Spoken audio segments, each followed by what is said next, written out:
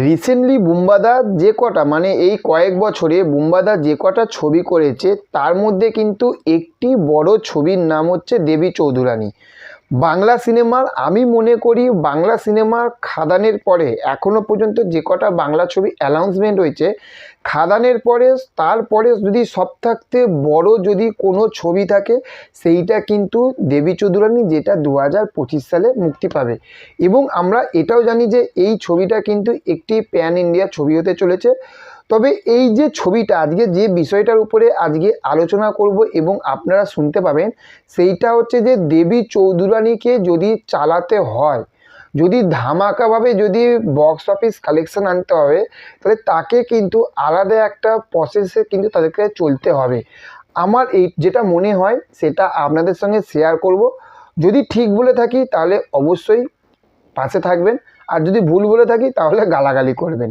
দেখুন, বাঙালির এখন মানে যাকে বলে বাংলা ছবি দেখার জন্য সব থাকতে যদি আগ্রহী হয়ে থাকে এই বছরে, সেইটা কিন্তু আমরা সেটা সোশ্যাল মিডিয়া সব জায়গায় বুঝতে পারছি, সেইটা কিন্তু খাদান এবং তারপরে মিঠুন চক্রবর্তীর ছবি সন্তান।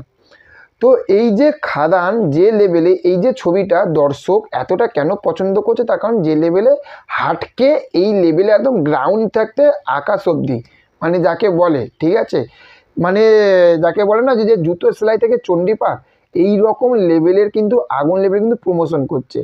তো সেই রকমই বুম্বাদার এত বড় একটি ছবি যার নাম দেবী চৌধুরানী, এই ছবিটাকে যদি দর্শকের কাছে যদি পৌঁছাতে হয়, একে কিন্তু এই রকম খাদান যে লেভেলের প্রমোশন হচ্ছে এই লেভেলের কিন্তু কিছু পাবলিক ইভেন্ট, কিছু লাইভ ইভেন্ট, এই ইভেন্টগুলোকে কিন্তু করতে হবে দেবী চৌধুরানীর টিমকে। তবে কিন্তু দর্শকের কাছে একটা পৌঁছাবে। ধরুন আমি একটা পোস্টার দেবী চৌধুরানীর টিমটাতে একটা পোস্টার ক্রিয়েট করলো বা তার ড্রপ করলো, ইউটিউবাররা কথা বললো, সেটা থাকতে একটা অডিয়েন্সের কাছে ফেস টু ফেস যখন পৌঁছাবে তখন কিন্তু মানুষের কিন্তু একটা অ্যাপসেট পাওয়ারটা কিন্তু বেড়ে যাবে যে না এই সিনেমাটা কিন্তু আমাকে দেখতে হবে।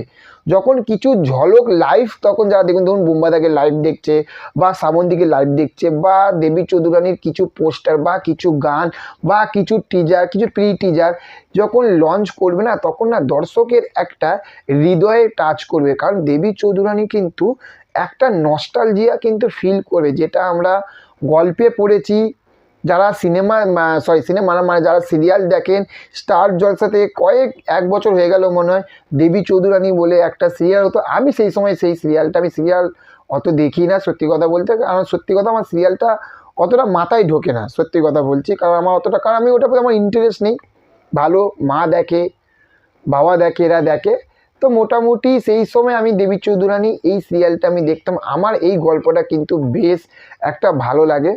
তো এই গল্পটাকে যদি মানুষের মনের ভিতরে যদি একদম হার্ট টু হার্ট যদি টাচ করে, তাহলে কিন্তু বেশ একটা দর্শক কিন্তু এই সিনেমাটা কিন্তু দেখতে চাইবে। তার কারণ সেই সময় সেই সিরিয়ালটিকে কিন্তু বেশ দর্শক কিন্তু পছন্দ করতো, সেটা সিরিয়াল ছিল, আর এটা তো একটা প্যান ইন্ডিয়া মুভি। তাহলে ভেবে দেখুন কি হবে। তো আমার বিশ্বাস তারা দেবী চৌধুরানীর টিম করবে, বুম্বাদার টিম করবে, একটা আলাদা লেভেলে মাস লেভেলের ছবি, মাস লেভেলের প্রমোশন হোক, এটাই কিন্তু আমরা চাই। আপনাদের কি মনে হয় সেটা অবশ্যই কমেন্ট করবেন। চ্যানেলে যদি নতুন হয়ে থাকেন চ্যানেলটিকে সাবস্ক্রাইব করে আমাদের পাশে থাকবেন। Okay, thank you, have a nice day. দেখা হচ্ছে পরবর্তী ভিডিওতে। ভালো থাকবেন, টাটা, বাই বাই।